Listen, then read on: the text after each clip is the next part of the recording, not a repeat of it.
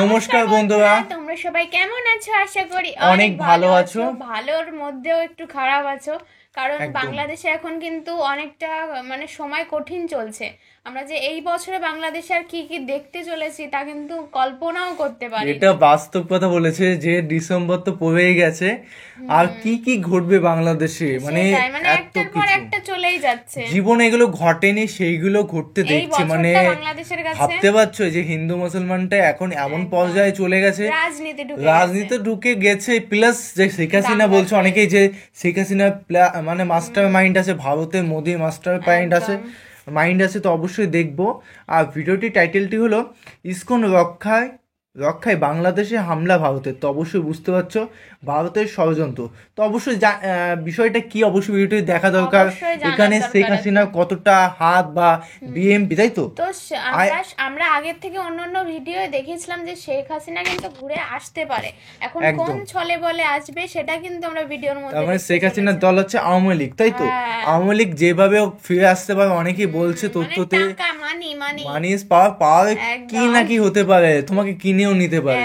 তো যেহেতু একটা ভালো একটা কন্টেন্ট দেখতে চলেছে যে কেসটা অ্যাকচুয়ালি কি ঘটতে চলেছে বাংলাদেশে, আর এই ইসকন নিয়ে এত ঝামেলা, এত কি কেন এসব বুঝতেই পারছি না, কারণ কন্টেন্টটা না দেখলে বুঝবোই না।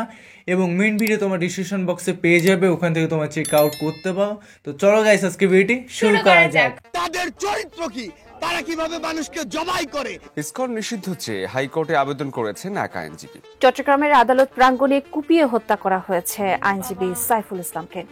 এরপর থেকে বন্ধুরা, ইসকনকে রক্ষা করার জন্য ভারত উঠে পড়ে লেগেছে। যে কোনো সময় ভারত বাংলাদেশে আক্রমণ করতে পারে। এখন আপনারা স্ক্রিনে টুইটার থেকে যে পোস্টটি দেখতে পাচ্ছেন, এটি হচ্ছে ইসকনের এক্স হ্যান্ডেল। এই পোস্টে যা লেখা হয়েছে তা শুনলে আপনার গায়ের লোম খাড়া হয়ে যাবে। ইসকনের অন্যতম প্রধান নেতা চিন্ময় দাসকে ডিবি পুলিশ গ্রেপ্তার করেছে।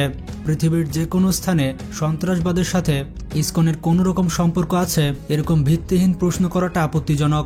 ইসকন ভারত সরকারকে অবিলম্বে পদক্ষেপ নিতে এবং বাংলাদেশ সরকারের সাথে কথা বলার জন্য বিনীতভাবে অনুরোধ জানাচ্ছে এবং জানিয়ে দিই, আমরা একটি শান্তিপূর্ণ ভক্তি আন্দোলন। আসলে ইসকন একটি সন্ত্রাস সংগঠন হ্যাঁ কিংবা না, এটি আসলে পরের বিষয়। ইসকন হচ্ছে ভারতের একটি এজেন্ট সংগঠন। তাদের বক্তব্যে পরিষ্কার হয়েছে ইসকন একটি ভারতীয় এজেন্ট সংস্থা, কারণ বাংলাদেশের আইন ব্যবস্থার উপর তাদের কোনো আস্থা নেই। আর এর জন্য কিন্তু তারা বাংলাদেশের নাগরিকত্ব হোল্ড করেও ভারত সরকারকে বাংলাদেশের আইন ব্যবস্থার উপর হস্তক্ষেপ করতে বলছে। আর এই জিনিসটি কিন্তু বাংলাদেশের সার্বভৌমত্ব লঙ্ঘনের শামিল। একটি দেশের সন্ত্রাসী সংগঠন যতটা না বিপজ্জনক, তার থেকে বেশি বিপজ্জনক কোনো বড় দেশের হয়ে একটি দেশের এজেন্ট হয়ে কাজ করা। কারণ ইউক্রেন এবং রাশিয়ার আমরা যে যুদ্ধ দেখছি এবং রাশিয়া যে বিশাল এলাকা ইউক্রেনের দখল করেছে, সেটা কিন্তু রাশিয়ার যে সকল পেড এজেন্ট রয়েছে তারাই কিন্তু যুদ্ধক্ষেত্রটা সে জায়গায় প্রস্তুত করেছে। দেখুন, কৌশল এবং স্ট্র্যাটেজি আমাদের বুঝতে হবে। রাশিয়া আজ থেকে 3 বছর পূর্বে ইউক্রেনে আক্রমণ করে ডোনেক্স এবং লুনেক্সে যে দখল করলো, এটি তারা কি অজুহাতে দখল করলো? এই জায়গায় রাশিয়ার কথা ছিল যে ডোনেক্স এবং লুনেক্সের ভেতরে রাশিয়ান বংশোদ্ভূত মানুষজন রয়েছে এবং সেই মানুষগুলো ইউক্রেন সরকারের হাতে নাকি নির্যাতিত, যার জন্য তাদের জীবন বাঁচানোর জন্য এই অঞ্চলটা দখল করতে হবে রাশিয়াকে, যার জন্য রাশিয়া আক্রমণ করে ওই দুটি শহর দখল করেছে। এবার দেখুন, বাংলাদেশের চট্টগ্রাম এবং পার্বত্য চট্টগ্রাম অঞ্চলে বর্তমানে যে জিনিসটা তৈরি হচ্ছে, এবং আপনাদের আমি আগেই জানিয়েছি ভারত উত্তর পূর্ব অঞ্চলে বিপুল পরিমাণে গোলা বারুদ এবং সেনা মোতায়েন করেছে। আর পার্শ্ববর্তী দেশ এমনটা দাবি করতেই পারে যে চট্টগ্রামের মধ্যে আমাদের যে লোক রয়েছে তারা বিপজ্জনক অবস্থানে রয়েছে, তাদেরকে উদ্ধার করার জন্য রাশিয়ার স্ট্র্যাটেজি বাস্তবায়ন করতে হবে, এমনটা কিন্তু ভারত বলতেই পারে। আর এমনটা যদি তারা না বলে, তাহলে ছোট একটি সংগঠনের কথায় ভারতের পররাষ্ট্র মন্ত্রণালয় সরাসরি বাংলাদেশের অভ্যন্তরীণ ইস্যুতে সরাসরি হস্তক্ষেপ করে এভাবে মন্তব্য করল। এবং বাংলাদেশে যে ইসকনের প্রধান রয়েছে তাকে যে গ্রেফতার করা হয়েছে তার বিরুদ্ধে সুনির্দিষ্ট অভিযোগ রয়েছে, সুনির্দিষ্ট অভিযোগের ভিত্তিতেই তাকে গ্রেফতার করা হয়েছে। এখন তিনি অপরাধী কিংবা অপরাধী নন সেটা বিচার করবে আদালত। তিনি আইনি লড়াই করবেন, আইনি লড়াইয়ের মাধ্যমে তিনি যে নির্দোষ সেটা প্রমাণ করবেন। আর এটি কিন্তু একটি বিচারিক প্রক্রিয়া। এখন বাংলাদেশের এই বিচারিক প্রক্রিয়ার অভ্যন্তরীণ ইস্যুতে সরাসরি ভারত হস্তক্ষেপ করেছে। ভারত স্টেটমেন্ট দিয়েছে পররাষ্ট্র মন্ত্রণালয় থেকে। তারা বলেছে তারা অনেক উদ্বিগ্ন। প্রশ্নটি হচ্ছে, কাশ্মীরের ভেতরে ভারত যখন নানা ওসিলাকে কেন্দ্র করে মুসলিম নেতাদেরকে গ্রেফতার করলো, তখন কিন্তু বাংলাদেশ কূটনৈতিক শিষ্টাচার বহির্ভূত হয়ে কোনো রকম স্টেটমেন্ট দেয়নি। বাংলাদেশ বলেছে এটা তাদের অভ্যন্তরীণ ব্যাপার, যার জন্য এটা তো বাংলাদেশ অবশ্যই। মন্তব্য করতে চায় না। বাংলাদেশের প্রেক্ষাপটে ধর্মীয় নেতাদের গ্রেফতার করা এটা কিন্তু নতুন কোনো বিষয় নয়। এর পূর্বেও বাংলাদেশের বড় বড় ধর্মীয় নেতারা আমিও শুনেছি অনেকবার অনেক। গ্রেফতার হয়েছেন। হ্যাঁ। উদাহরণ হিসেবে বলা যায় হেফাজতে ইসলামের বড় বড় নেতারা তারা শুধু গ্রেফতারই হননি, দীর্ঘ সময় ধরে তারা জেলে ছিলেন এবং অনেক বছর ধরে তারা কারাবাসও করেছেন। এখন আপনি একটা স্টেটমেন্ট আমাকে দেখান হেফাজতের বড় বড় নেতারা যে সরকারের হাতে গ্রেফতার হলেন, এই বিষয়টিকে কেন্দ্র করে হেফাজতে ইসলাম কখনো পাকিস্তানের সাহায্য কামনা করেছে কিংবা সৌদি আরবের হস্তক্ষেপ কামনা করেছে। তারা কখনো বলেনি আমাদেরকে রক্ষা করুন আলাপ আলোচনার মাধ্যমে, আমাদেরকে এই জায়গা থেকে মুক্ত করুন। তারা এই ধরনের কোনো স্টেটমেন্ট দেয়নি। আপনি আমাকে একটি উদাহরণ দেখান। হেফাজতে ইসলাম কখনোই কিন্তু করেনি, কারণ এটা দেশের সার্বভৌমত্বের প্রতি আঘাত। তারা এটা ভালো করে জানে, যার জন্য তারা কখনোই পদক্ষেপ নেয়নি। দেখুন, আমরা ভারতও বুঝি না, আমরা পাকিস্তানও বুঝি না, আমরা বুঝি বাংলাদেশ আর বাংলাদেশের স্বার্থ। যদি বাংলাদেশের স্বার্থ বিসর্জন দিয়ে কোনো ধর্মীয় নেতা, সেটা যে ধর্মেরই হোক, যদি পাকিস্তানের হস্তক্ষেপও কামনা করত, তাদেরকে নিয়েও কিন্তু আমরা সমালোচনা করতাম। আজকের ভিডিওতে তাদেরকে নিয়েও আমরা ক্রিটিসাইজ করতাম। কিন্তু ইসকন যে ঘটনাটা ঘটিয়েছে, এই ঘটনার সাথে কোনোভাবে কিন্তু ধর্মীয় রং দেওয়ার সুযোগ নেই। আমাদের সনাতন ধর্মীয় ব্যক্তিরা একাজ করেছেন, এটা কিন্তু কখনোই বিশ্বাসযোগ্য নয়। ইসকন হচ্ছে একটি আলাদা এজেন্টের সংগঠন এবং তারা তাদের এজেন্ডা বাস্তবায়নের জন্য তারা সন্ত্রাসী কর্মকাণ্ডে অংশগ্রহণ করছে। আর যদি এমনটা নাই হয়, তাহলে চট্টগ্রামের আদালতের ভেতর রাষ্ট্রপক্ষের একজন আইনজীবীর উপরে এভাবে হামলা হয় এবং তিনি নির্মমভাবে নিহত হয়েছেন, তাকে সেই জায়গায় হত্যা করা হয়েছে।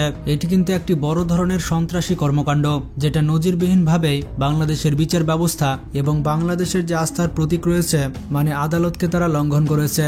আর এ ধরনের অপরাধে কোনো রকম ছাড় দেওয়া যায় না। দেখুন, জঙ্গি সংগঠন নির্মূল করতে হবে, জঙ্গি সংগঠনকে কোনোভাবে কোনো ছাড় দেওয়া যাবে না। আপনারা জেনে হয়তো অবাক হবেন, ভারতের বন্ধু দেশ রাশিয়া তাদের দেশের ভেতর ইসকনের কর্মকাণ্ড সম্পূর্ণভাবে নিষিদ্ধ করেছে। তাজিকিস্তান, কিরগিজস্তান, উজবেকিস্তান এবং ওই অঞ্চলের আশেপাশের সকল জায়গায় এই সংগঠনের সকল কর্মকাণ্ড পুরোপুরি ব্যান করে দেওয়া হয়েছে, কারণ আমেরিকার এজেন্ডাও তারা বাস্তবায়ন করে। আমেরিকার সিআইএর সাথে সরাসরি যুক্ত রয়েছে ইসকন, এমন অভিযোগে রাশিয়া তাদের ব্যান করেছে। আমাদের কিন্তু একটা জিনিস পরিষ্কারভাবে বুঝতে হবে, বাংলাদেশের ভেতর সনাতনী ধর্মের আমাদের যে ভাই এবং বোন রয়েছে, হাজার বছর ধরে আমরা একসাথে বসবাস করছি। আমাদের সংস্কৃতির সাথে ইসকনের যে সংস্কৃতি রয়েছে, মানে উগ্রবাদী সংস্কৃতি, সেটা কিন্তু একেবারে মিলে না। কারণ এর উৎপত্তি হয়েছে 30 থেকে 35 বছর পূর্বে, যে জায়গায় আমাদের দেশের সনাতনী ধর্মীরা যে আচার অনুষ্ঠান পালন করেন, সেগুলো চলে আসছে হাজার বছর ধরে।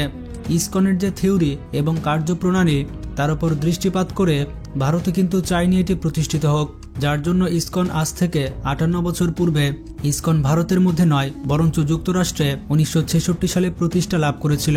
যদিও 1984 সালের দিকে ইসকন বাংলাদেশে আনুষ্ঠানিকভাবে যাত্রা শুরু করে, তবে 2000 সালের 19 ফেব্রুয়ারির দিকে এর কার্যক্রম অনেকটা শক্তিশালী হয়। বর্তমানে ইসকন যে প্রধান কার্যালয় ব্যবহার করছে, এই প্রধান কার্যালয় কিন্তু তাদের নয়। অভিযোগ রয়েছে এটা তারা দখল করেছে।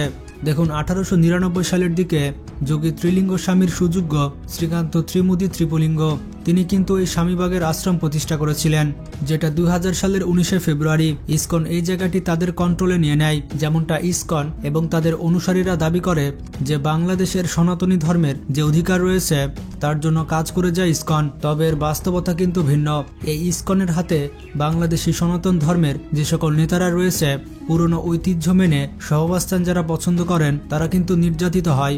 2019 সালে ইসকনের বিরুদ্ধে তারা নিজেরাই মামলা করতে গিয়েছিল। স্বামীবাগে ইসকনের যে প্রধান কার্যালয় রয়েছে, তার পাশেই 500 বছর পুরনো মুসলিমদের মসজিদ রয়েছে। যখন আজান হয় এবং নামাজ হয়, এই প্রক্রিয়া সম্পন্ন হতে মাত্র আধা ঘন্টা সময় লাগে। এই আধা ঘন্টায় সনাতন ধর্মীদের যত বাদ্যযন্ত্র, সেটা বহু আগে থেকেই তারা বন্ধ রাখে। এটি কিন্তু সহাবস্থানের জন্য, কিন্তু ইসকন এই ধর্মীয় সম্প্রীতির জায়গাটা মানে না। 2019 সালের সেই ঘটনায় ভোর 4টা থেকে পবিত্র রমজান মাসের 12টা পর্যন্ত তারা এই বাদ্যযন্ত্র বাজায়, যার জন্য কিন্তু ফজরের নামাজ পড়তে অসুবিধা হয়। আর এই ইস্যুটিকে কেন্দ্র করে উস্কানিমূলক কর্মকাণ্ডের কারণে ওই সময় হামলার ঘটনাটা ঘটেছিল। প্রকৃত সত্যতা প্রকাশ না করেই সে জায়গায় কিন্তু খবর করা হয়েছিল যে সনাতনী ধর্মীদের উপরে হামলা করা হয়েছে, তবে বাস্তবতা কিন্তু উস্কানিটা। প্রেক্ষাপটটা কে তৈরি করলো, এ বিষয়ে তেমন কোনো বড় তথ্য প্রকাশ করা হয়নি। বিষয়টিকে কেন্দ্র করে সনাতন ধর্মীরা যারা ছিল, তারাই কিন্তু ইসকনের বিরুদ্ধে ক্ষোভ প্রকাশ করেছিলেন। দেখুন, এই জিনিসটি অস্বীকার করার কোনো জায়গা নেই যে সনাতনী ধর্মীদের উপরে হামলা হচ্ছে, বিভিন্ন জায়গায় কিছু কিছু হামলা হচ্ছে। তবে ইসকনের যে স্ট্র্যাটেজি, উস্কানিমূলক এবং রাষ্ট্রদ্রোহের যে বিষয়টা এবং বিদেশি রাষ্ট্রকে হস্তক্ষেপের বিষয়টা, সেটা একটা নেক্সট লেভেলে চলে গেছে। তাদেরকে এখানে দমন করা ছাড়া আর দ্বিতীয় কোনো উপায় নেই। দেখুন, আমাদের পক্ষ থেকে বিষয়টা পরিষ্কার, আমরা ধর্মীয় পরিচয়কে কোনো রকম গ্রাহ্য করি না। যে ধর্মের যে বর্ণের লোকই হোক, যদি উগ্রবাদের সঙ্গে জড়িত হয় এবং দেশের শান্তি শৃঙ্খলা বিনষ্ট করে, এই জায়গায় ধর্মীয় উস্কানি দিতে চায়, তাকে অবশ্যই নিষিদ্ধ করতে হবে। ধর্মীয় উগ্রবাদ সেটা ইসলাম ধর্মে হোক, সেটা সনাতন ধর্মেই হোক, বৌদ্ধ ধর্মে হোক কিংবা খ্রিস্টান ধর্মে, যারাই হবেন না কেন, এই ধর্মীয় উগ্রবাদকে নির্মূল করার জন্য যারা জঙ্গিবাদকে উস্কানি দেবেন, সেটা যে ধর্মেরই হোক না কেন, তাদেরকে অবশ্যই নিষিদ্ধ করতে হবে। দেশকে বাঁচাতে হলে এর বিকল্প কোনো পথ নেই।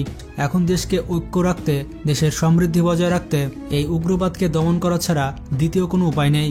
এই সকল সমস্যা যেগুলো রাষ্ট্রের নিরাপত্তাকে হুমকি দেয়, সেটা একেবারেই পরিষ্কার, সেটা কঠোর হস্তে দমন করা হোক। তবে দুঃখজনক হলেও সত্য, বর্তমানে অন্তর্বর্তী সরকার সেটা পারবে না। অন্তর্বর্তী সরকারের যিনি প্রধান রয়েছেন, তিনি শান্তিতে নোবেল পুরস্কার পেয়েছেন, বিভিন্ন ধরনের পুরস্কার পেয়েছেন শান্তিতে। এমন ক্লিন ইমেজ বৈশ্বিকভাবে তার তৈরি হয়েছে, যেটা তিনি তার সম্পদ মনে করেন। এখন এই ক্লিন ইমেজের জায়গা থেকে তিনি একটি শক্তিশালী পদক্ষেপ নেবেন। আন্তর্জাতিক ক্লিন ইমেজের ওপর তার একটি দাগ আসবে, সেটা ডক্টর ইউনূস কোনোভাবেই চান না। আর যার জন্য তিনি তার ইমেজ রক্ষা করার জন্য বাংলাদেশের নিরাপত্তাকে তিনি বিসর্জন দিবেন। আর এই বিষয়টা কিন্তু দেখা যাচ্ছে। আর সরকারের স্টেটমেন্টে বলা হয়েছে, কঠোর হস্তে দমন করা যাবে না বিষয়টি। এখন রাষ্ট্রের নিরাপত্তার জন্য অন্তর্বর্তী সরকারের কাছ থেকে আমরা কি আশা করতে পারি, এটা একটা প্রশ্ন। আর এই জায়গায় বাংলাদেশের মানুষকে সিদ্ধান্ত নিতে হবে যে এখন কি দ্রুত নির্বাচন দরকার কিনা, নাকি এভাবে যেভাবে চলছে সেভাবে দেশটি চলা দরকার। এই বিষয়ে কিন্তু বাংলাদেশের মানুষকে অবশ্যই সিদ্ধান্ত নিতে হবে। দেখুন, এর কোনো বিকল্প নেই। এখন দেশ পরিচালনা করতে হলে ব্যক্তি সম্পদ বিসর্জন নয়, বরঞ্চ দেশের স্বার্থকে আগে রেখে সকল ধরনের কঠিন সিদ্ধান্ত নিতে হবে। তো বন্ধুরা, গুরুত্বপূর্ণ এই বিষয়টি নিয়ে আপনার কি মতামত কমেন্ট করে জানাবেন। সত্যি এই ভিডিওটার মধ্যে অনেক কথাগুলোই কিন্তু ভালো বলেছে। যদি ভারতের থেকে এটা যদি সৃষ্টি না হয়ে পাকিস্তানের থেকে সৃষ্টি হতো, তাহলে কিন্তু তারা পাকিস্তানের বিরুদ্ধেই সেই কথাগুলো বলতো। কিন্তু আমাদের খারাপ লাগার কোনো বিষয় নেই, কারণ এটা কিন্তু ধর্মটা আলাদা, যে ইসকনের থেকে সৃষ্টি হয়েছে, যেটা কিন্তু অন্য অন্য দেশে ব্যান করা। মানে কি বলো, আমি বলছি আর একটা জিনিস দেখো, ইসকন এমন একটা জিনিস, যেমন আমেরিকাতে খুব নেশাগ্রস্ত মানুষ ছিল, রাস্তা ফুটপাতে তারা নেশা করতো, তখন দেখলো যে বিশ্বটাকে পুরো চেঞ্জ করতে হবে। তো ইসকনের যে মানে কি বলে ওটাকে, যে হেড, হ্যাঁ, যে প্রতিষ্ঠা, উনি ভাবলো না অন্যভাবে কিছু ভাবে চেঞ্জ করতে হবে মানুষের মস্তিষ্ক, বন্ধনের মধ্যে নিয়ে এসে তাদেরকে ভালোর দিকে। এন্ড দেখো, ইসকনটাকে ভালো করতে গিয়ে যে কতটা ভালো হয়েছে কিংবা খারাপ হয়েছে সেটা তো আমরা বলতে পারবো না। কিন্তু যেহেতু বাংলাদেশে একটা ঘটনা ঘটেছে, কিছু না হলে তো শোরগোল হয় না, তো কিছু একটা তো অবশ্যই ভুল আছে, সেটা তো মনে করছি। তো অবশ্যই আগের দিনে একটা কথা বলেছিলাম, সব পুলিশ সব খারাপ হয় না, ইসকনের সবাই খারাপ হবে এরকম কোনো মানে নয়। হ্যাঁ, হাজার একটা মানুষ খারাপ, সংগঠন কিন্তু বাজের জন্য তৈরি হয়নি, কিন্তু এখন যদি বিষয়টা বাজে হয়ে দাঁড়ায়, তাহলে সেটা তো কিছু করার নেই। একদম।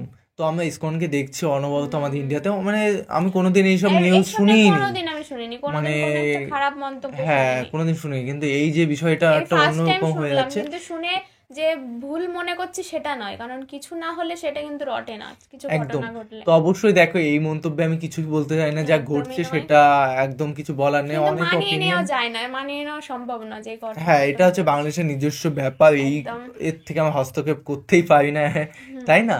তো একটা কথাই বললো যে বাংলাদেশে আরো ঠিকঠাক হোক, আমাদেরও ভালো লাগে এসব টপিকে ভিডিও বানাতে, ভিডিও করতে, মানে আতঙ্ক লাগে যে সাধারণ মানুষ কোথায় প্রোটেকশন, সাধারণ মানুষ লাস্টে আমাদের নামে কেস হয়ে গেল, আমরা উল্টো পাল্টা বললাম, এমন কিছু মানে ভয়ও লাগে কিছু বলতে, কিছু বলা সম্ভবই না। হ্যাঁ, সত্যিই তাই।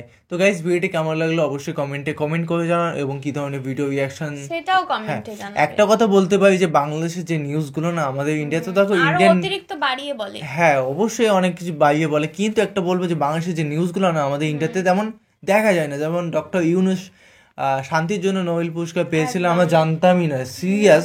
আর সেটা আমরা ভিডিও দেখে বুঝেছি, বাংলাদেশের রিঅ্যাকশন না হলে আমার জীবনে জানতেই পারতাম না। কিন্তু ভালো ভালো বিষয়গুলো, বাংলাদেশের বিষয়গুলো ইন্ডিয়াতে দেখায় না, কিন্তু বাংলাদেশের কিছু একটা ঘটলে সেটা পোস্ট করে আমাদের ইন্ডিয়া বাংলাদেশের নিউজ হচ্ছে ফেসবুকে ছাড়া আমাদের ইন্ডিয়াতে কোনো বাংলাদেশের সম্পর্কে নিউজ দেখানো হয় না, কারণ ইন্ডিয়াতে এত নিউজ মানে ওটাই আর থাকেই না।